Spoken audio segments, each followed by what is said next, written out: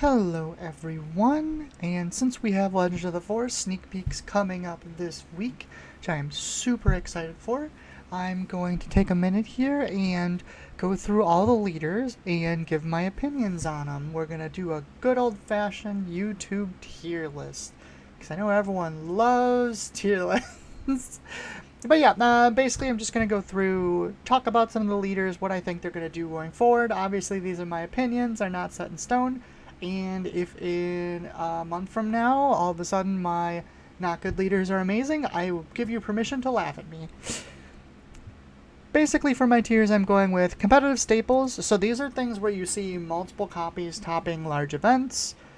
Things like Kira are a good example, Sabine, Han 2, things like that. We have things that will top large events, but not in large numbers. So things that you see like maybe a 1 of in a top 32 or a top 16 kind of thing. Wins locals, so these are decks that you can take the locals and still win, but you won't often see them topping large events. Fun decks for locals, by the way, this is some of my favorite decks because I love playing silly little things, but these are going to be decks you can play at locals for fun. They're fine. You can definitely win locals with them sometimes, but they're more playing for fun or for because you like the character, things like that, rather than like trying to objectively win. And then we have the leaders that are unfortunately not good. These are leaders where you probably just shouldn't play them. If they're your favorite character, you want to play them at locals, fine or whatever, but you're going to have a really hard time winning with them. We're just going to go by color in the order of the Star Wars Unlimited website. So the first one we have is Kylo. So Kylo's really unique. He plays like no other leader really does. What you can do is tap him to discard an upgrade and draw a card. And then when he flips, he's a 5/5 Sentinel on 7. You can play any number of upgrades from your discard pile onto him. And the trick is, though, you do have to pay for the upgrades. Most people are playing him yellow. I've seen some people playing him green as well. You can do some really cool things with snapshot reflexes where you get to immediately attack with like a massive Kylo Ren. You can stack snapshot and saboteur on him. So you can basically flip him and do like 10 to 12 damage sometimes, which is really good. Some of these decks are calling them Death Star Kylo Ren decks, where you're trying to flip on like 15 resources and you just like try and almost one-shot your opponent, which is really cool. I'm really happy they made this. I think it's well balanced. I don't think it's crazy over the top. Personally, I think the best way to play him is to play an aggressive deck and then on 7 try and hit for like 8 or 9 damage. That being said, I think he is a will top large events. I think the ability to do uninteractive damage is really strong, but I'm not sure he's quite consistent enough where he's gonna like be topping in large amounts. I think we'll randomly see one every once in a while. He's in good colors. He'll probably do decent at events. Definitely good enough for locals. If you want to play like a hyper control or an aggro with like a really cool top end finisher, that is definitely Kylo. Next up we have Mother Talzin. She is unusual, and there's a couple leaders like this in this new set where they're better on their flip. So what I mean is, action, use the force, tapper, -1/-1 a unit is kind of fine. It's kind of like doing a damage. Sometimes the -1 attack matters. It's not great, I'm going to be honest. And her backside, though, she flips as a 3/7 on 5, which is pretty good stats. And she has on attack, give a unit -1 for the phase. So that kind of almost makes her like a 4/7, because when she attacks, she can target the thing she attacks, which is incredibly good stats for a 5-drop. She is very, very strong once she flips over. That being said, being blue-black is rough because your competitors are things like Krennic, things like Kira. There's just a lot of other really good blue-black leaders. But I definitely think she has a spot if you're looking for something that has like a very strong flip, but the front side being kind of mediocre.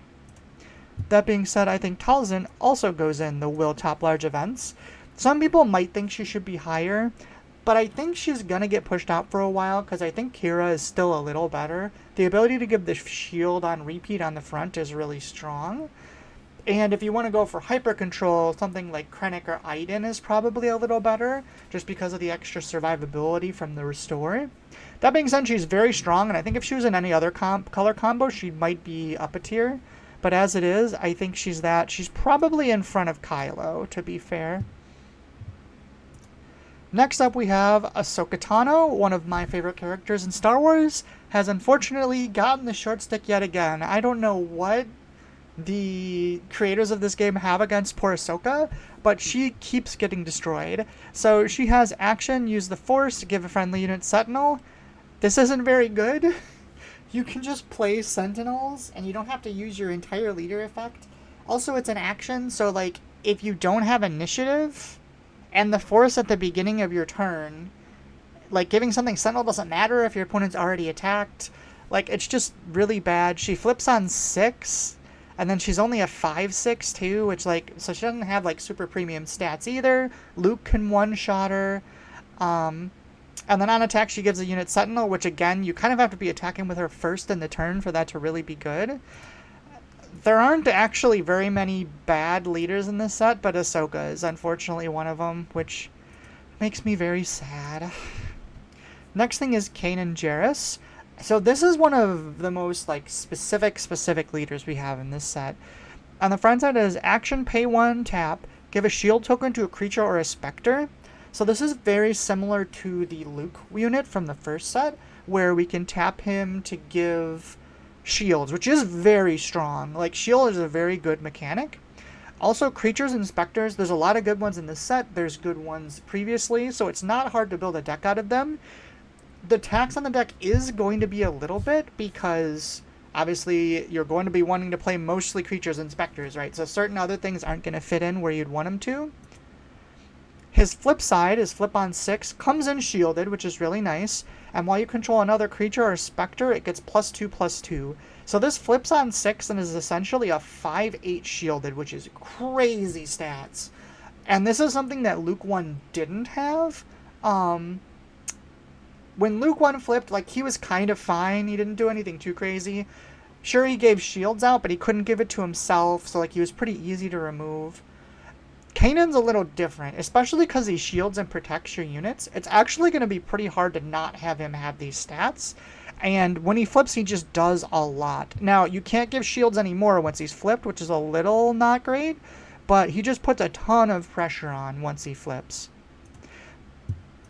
I think he is going to be good. I think he will top a couple large events here and there.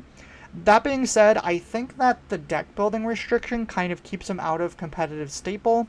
Also, I think it puts him behind these two. Since you're really restricted, yeah, there are a lot of good ones, but there's also a lot of good cards you want to play that aren't specters and creatures, and he really punishes you for that. So I think he's good enough. I think we'll see him top large events every once in a while, but I don't think we'll see him ever be like a major meta presence. Moving on to the green, we start with Morgan Elspeth. So she has action, tap, choose a friendly unit that attack this phase, play a unit from your hand that shares a keyword, it costs 1 less. Unfortunately, this is just too specific. It needed to not have to attack. I think that was the biggest problem. Because of the attack thing, you can't, like, immediately do it on turn 2, so your opponent gets a chance to, like, kill your units before you cheaply play something. A cost reduction of 1 is nice, but I think like something like Hantu, where you can just always do the reduction, is kind of just always going to be better, even if it's, 2 damage on the unit. Also, you have to be playing a bunch of things that share keywords, which there are some keyword soup cards in this set that were like very specifically made for her. But I just think it's too hard to get this to function properly. Too many things have to go correct. She flips on 5, 3/6, which is reasonable stats. On attack, the next time unit you play this phase costs 1 less. It shares a keyword with the unit. Why does she not have a keyword? Like, it would have made so much sense for her to have Overwhelm or Ambush or something so that she could attack and then use her own ability to, like, play something. The fact that you have to have her plus another unit and then play a unit that shares a keyword with the other unit, like, it's just a lot to have to get to work together. It's close. She's almost in just not good. Don't want to put her in not good. She's really not good. You know what? I'm going to do it. I think people are going to be angry at me for this, but she is just so darn specific to get anything for her to work that I just don't think it's really that feasible. She's still better than Ahsoka, though. Next up, we have Snoke. Snoke has action, tap 1, give an experience to unit with the most power among dark side units. He flips on 6, and on attack does the same thing, give an experience token to unit with the most power among friendly units. So this reminds me a lot of Tarkin from set 1, where you're tapping to give an XP. There's a couple really big differences. One, obviously, you're not stuck with Imperials, which is probably a benefit now. At the time Tarkin came out, there was a lot of Imperials, so it wasn't really much of a loss. I think that the flexibility of forcing you to put it on the biggest one isn't as big a deal as it seems either. A lot of times you only have 1 or 2 units anyways. So I think on this side he is actually better than Tarkin. On the backside though, flipping on 6 instead of 5 is a pretty big deal. Tarkin's nice because you can kind of play him really explosively, where you can get really, really aggressive on like turn 4 and 5 by playing like the ship that gives 2 experience. Tarkin comes out, all of a sudden you've got these massive units everywhere. Whereas Snoke comes out on 6, he's got decent stats. He has Force, which is nice, so he can play into a Force deck a lot easier. I think he's fine, but nothing special. Tarkin had a few bright spots, but for the most part was pretty mid-leader. I'm going to put him... he's wins locals or fun deck for locals. I'm going to put him as wins locals right now. I might switch him down later. Tarkin's always been kind of just fine. The only reason he was ever, like, really, really strong was because of Lurking TIE Phantom. And, like, obviously that doesn't work anymore because we have so many outs to Lurking TIE Phantom. You know, I'm going to put him down to fun deck for locals. I might switch him up later, but we'll see. Next up, we have Avar Kriss. This leader's really fun, so she just taps to give you the Force, which is really cool because that means you can play her in a Force deck without actually having a Force base. She's like the most consistent way to do that. She flips on 9, however, if you look, she has an epic action where she costs 9 minus the number of times you use the Force this turn. So what that means is usually she comes out at 8, sometimes 7. You can build like a really weird red deck and try and get her out earlier if you want. But I look at her and I usually look like 8 is what we're shooting for, 7 sometimes if we get lucky. Also, to play her out earlier you need a Force base obviously because you need to repetitively get the Force. Once she flips though, she's a 4/10, and then she gets +4 in Overwhelm if the Force is with you, which obviously is huge. This is the biggest leader we've gotten by a mile. If you're not playing against blue, that's great. It's going to be really hard to get rid of her. She has Overwhelm, which is really, really good, so she can actually like use her big stats too. That being said, she doesn't like kill things on flip. She's very low impact other than the fact that she's a huge unit, and she does come out really, really late. I love that this is a leader. I think it's a really, really fun deck to try and map out, but I do think it's too weak for like true competitive play. Also, I predict there's going to be a lot of blue in this format, and she's obviously bad against blue because of Rival's Fall. That being said, she's still a very strong leader. She has good colors. I think she's in the wins locals tier. I think she's very strong. I think it's going to be hard for her to top really large events and do consistently well, though. She's just so slow. Next up, we have Obi-Wan. Obi-Wan is action, use the Force. Tap him, give an experience token to a unit without experience. On 5, flip, and then it's just 3/6 on attack, give an experience token to another unit without experience. Notably, he can't give the experience to himself, which is a big deal. And this leader is insanely good. This leader, I think, is probably the best leader in the set, and I don't think it's close. This might be one of the best leaders we have. The ability to just always, like, gain advantage, especially if you're playing him with the Force base, the 25 health one, and you just play a bunch of, like, 4 health units so that you're getting the Force at the start of the turn, it snowballs really, really fast. When I was streaming this, I think I went like 13-2 and I wasn't even really paying attention while I was playing. The other thing about Obi-Wan is he's super generic. Like, you can play this in anything. You can play the best green light side plus whatever other color you want. A lot of people are mixing him with blue, but you could mix him with any color. He flips on 5, which is the ideal flip turn. He has strong stats, And then he also just keeps giving experience to people. He consistently does what he wants to do. He does something like really beneficial, and although it takes an action and the force, it doesn't take like resource or anything, so you can play on curve and still make your units bigger. I think Obi-Wan is an easy competitive staple. I think he's honestly really, really strong, and we'll see going forward, but I predict to see a lot of him at top tables. Next up, we get to red. We have Darth Maul. Has action, use the force, deal 1 damage to unit and 1 damage to a different unit. Now, notably, if you and your opponent both have 1 unit, that means you're doing a damage to your own unit. Backside is a 6 cost 5/6 on attack, deal 1 damage to a unit and 1 damage to a different unit. So Maul's really interesting. Dealing a damage and a damage can be really insane. You do have to use the force to do it though, so it can be a little situational. I think the big problem with him is that he flips on 6, because clearly he wants to be like a more control-y kind of pinging your opponent's leader kind of thing. Or, sorry, pinging your opponent's units kind of thing. But he flips as a 5/6, so like he's probably not going to stick around super long. He dies to Luke in 1 hit. The difference between 6 and 7 health is just so huge in this game. And the fact that sometimes you have to deal your own units, deal your own damage to your own units. I mean, he's not bad, don't get me wrong. He just kind of doesn't bring a ton to the table. He reminds me a lot of like the Vader 1, where after you play a dark side unit, you can tap him to deal 1, and then deal 1 to the base. Kind of similar kind of thing. I think he's honestly just kind of underwhelming overall. I'm going to put him as fun deck to locals, because I don't think he's bad or anything. He just doesn't do a lot. He does not a lot very well. Does that make sense? Like, he's always at 40%. Next up, we have Third Sister. And I am going to say that this is the deck I probably have the least experience with, and it's one of the most complicated leaders, too. So, what she does is she has action, play a unit from your hand, it gains hidden for the turn. Hidden means they can't attack it the turn it comes into play. And then she flips on 5 and is a 5/4, so she has more damage than health, which is unusual. She's hidden, so she can't be attacked. And on attack, the next unit you play this phase has hidden.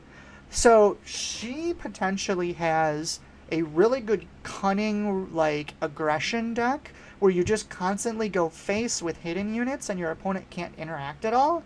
I don't know if it's fast enough. This might be a leader that really shines once we get rotation. She definitely has a ton of potential and a play pattern that's very, very different from a lot of other units. I haven't really made a full decision on her yet. It's so hard. There is a lot of recovery and stuff in this set. I think for now, I'm going to put her on wins locals. Honestly, I think I put her above R2. I don't know if she has the stuff to top events, because of her complexity.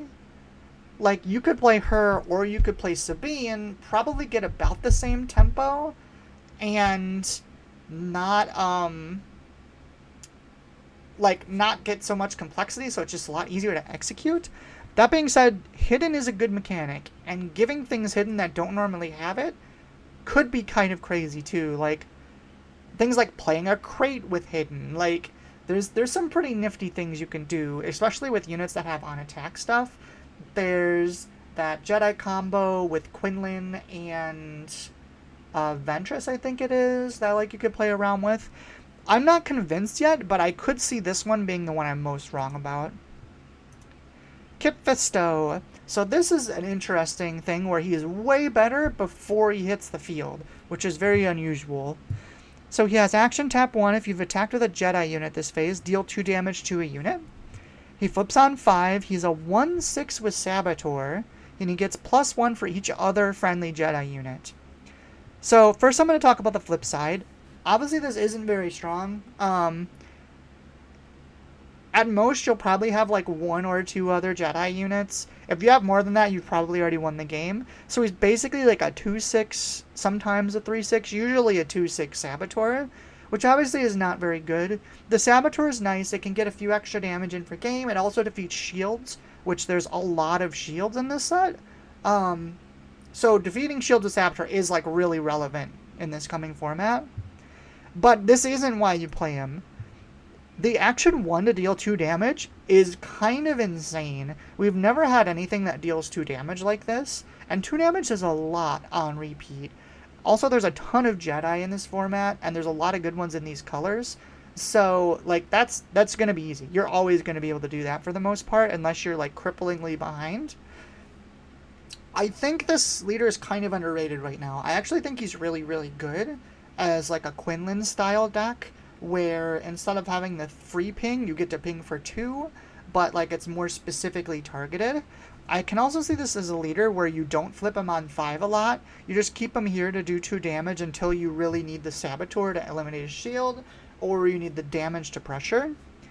I actually think he is a top large events leader, and I'm going to put him ahead of a couple of these guys. I don't know if he's better than Talzin. I think he's close. But this is my controversial take. I think Kit Fisto is actually really strong. Next up, we have Rey. On the front action, if you played a non-force unit this phase, deal 1 damage to a unit. Flips on 7. When deployed, you may discard your hand, draw 2 cards, and she's a 6/8. So she's a 7 flip, in the vein of like Yoda and things like that. And the draw 2 is nice. It is weird. So she kind of wants to play like a aggro where like she's your top end to refresh your hand. However, like discarding your hand and drawing 2 as the only flip effect, I don't think is particularly strong. It's hard. There's just so much draw in this game already that the extra draw 2, if she just drew 2, she'd be a lot better. But to timing, to have an empty hand to draw, and then like, I don't know. I just don't think it's that strong. Her front side's pretty good. It is really restrictive. There are a lot of good force units in the set, but there's a lot of good non-force units too. I can almost see her more of in like an aggressive deck that just is your top end is Flip Rey basically, and you just play like a really big rebel package or something early. There's also like Poe, obviously. Crate isn't a force unit. So I don't know. I don't think she's particularly insane, but I don't think she's awful either. She's just a really weird deck. So I'm going to put her in wins local. She reminds me a lot of Avar, where like if things go correctly and play into what you want to do with her, she could be really strong. But she doesn't have like the fundamental craziness that someone like Obi-Wan has. Next up we have Barriss. So she is a action use the force, play an event from your hand, it costs 1 less. And then flips on 6, she's a 4/7. Action use the force, play an event from your hand, it costs 1 less. So it's interesting that she uses the force on both sides. So you're going to have to play her in a deck that doesn't use the force for other things very often. That being said, there's some really good events, and she's in the right color too. She's in yellow. I think would have been a lot better as a 5 flip with less stats, just so you could like pressure early. But playing her in a deck where you play Jabba to reduce tricks by 1, and then you can reduce her by 1 again, so you can play tricks for 2 less. I think a deck that's centered around that could be pretty strong. Consistency is kind of hit or miss, unfortunately, and you can't use her to cheat out the new 1-cost card that like lets you look at the top card and play it for cheaper in Darkside. Because they both use the force, you can't stack it, so you can't play any events that use the force with her because you're already using it to play it for 1 less. So they were really careful with her, I think. They were really particular in making sure she wouldn't be too strong with a cost reduction built into a leader. I think she's definitely a wins local deck. Probably, honestly, up at the top. It'll be really hard for her to do well in like a really long format where you're playing like 11 rounds, but I could see her winning like a 3 or 4 round tournament for sure. She's got enough fun little tricks. Next up we have the Grand Inquisitor. Action, use the force, attack with a friendly unit, defender gets -2/-0 for the attack. He flips on 5 as a 3/5 shielded, and on attack defender gets -2/-0 for this attack. I think this is kind of good. I haven't seen anyone playing this leader. He's really not flashy. However, -2 attack on something is pretty relevant, and it's going to make his boards really annoying to get rid of. The fact that he has a 3/5 shielded on 5 is also pretty good. Especially if you throw like a lightsaber or something on him, like he's gonna start doing a lot of damage and be really annoying really fast. He does require force, which is a little sketchy, but I don't know. I think he's better than people think. I don't think he's like hyper competitive or anything, but I definitely think he's more solid than people are giving him credit for. I'm gonna put him down in wins locals as well. We'll put him in front of Sister, but behind Barriss. Next up, we have Cal Kestis. Cal Kestis suffers from pre-rotation syndrome. It's another leader I think is going to be a lot better after rotation. But he has action, use the force, and opponent chooses a ready unit they control, exhaust the unit. I think he's a 4 flip, which is kind of crazy. As a 3/4, on attack, opponent chooses a ready unit and exhaust that unit. So Cal is a leader where you're going to want to be like being super aggressive, and then you protect your units by tapping your opponent's stuff and keeping it tapped.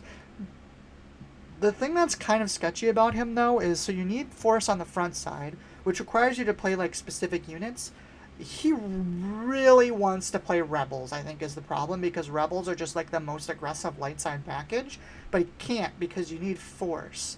So like he's kind of in a weird spot where I think the leader's strong, but I've tried building him a bunch of times. I just cannot figure out a configuration of cards in a deck that make him work. And like the other option is you could play him control. You could play him like the old Django deck kind of did, where we're going for bigger units and we're just using stuff to exhaust our opponent. But that's really restricted by the fact that we need to play force units and that he's so dang small. Like this unit, this is a leader that probably would have been better as a 5 or a 6 flip with those kind of stats. But I think they were a little scared of giving him too many stats, given how good Django was. He's tough. I think that with good cards in the future, he could move up. I think right now he's at the top of wins locals, just because he can be so aggressive. He's in yellow, but I think that the leader is just kind of weaker than a lot of the other aggressive ones we have at being an aggressive leader specifically. And then his leader presence is too small for a control deck, which is kind of what his effect wants. It's really weird.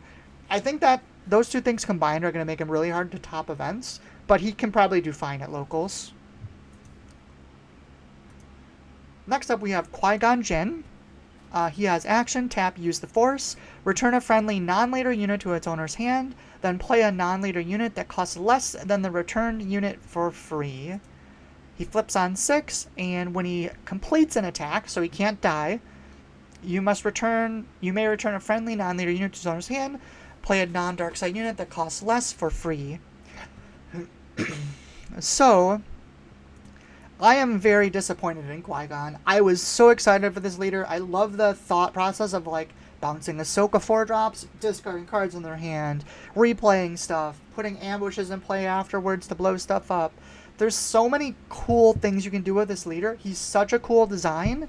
Unfortunately, removing your own board presence is really problematic. If that unit that's coming down off your bounce isn't like ambushing and killing something, you kind of end up really far behind, and you kind of just lose to aggro. That being said, there's a lot of cool shit you can do with this leader. He's very, very fun to play. He's just a locals leader, honestly. He's something that you can 100% win locals with, and he's super fun to play while doing it. I will probably be playing a ton of him just because he's fun. But that being said, doing that consistently over 12, 13 rounds is just not going to happen. You're going to run into 3 Sabine decks, and you're just going to get obliterated. But I'm going to put him at top of wins locals, I think, because he is so much fun. Do I want to move Avar up? No, I guess that's probably about fine. I'm going to move Cal back a little bit, I think. Let's see.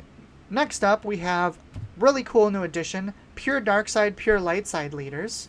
We have Dark Revan, where when a friendly unit defeats a unit, you may exhaust this leader. If you do, give an experience token to that unit.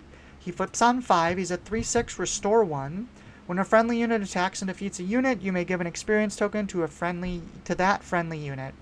I do want to point out too, he has a card specifically for him called Revan's Lightsabers, which is a 2-cost +2/+2, I believe, and it gives him grit, which obviously functions very well with him attacking and defeating units. He is solid, but he's been a little underwhelming. This unit, a lot more than the other one, the pure light side one, really gets hurt by being pure dark side.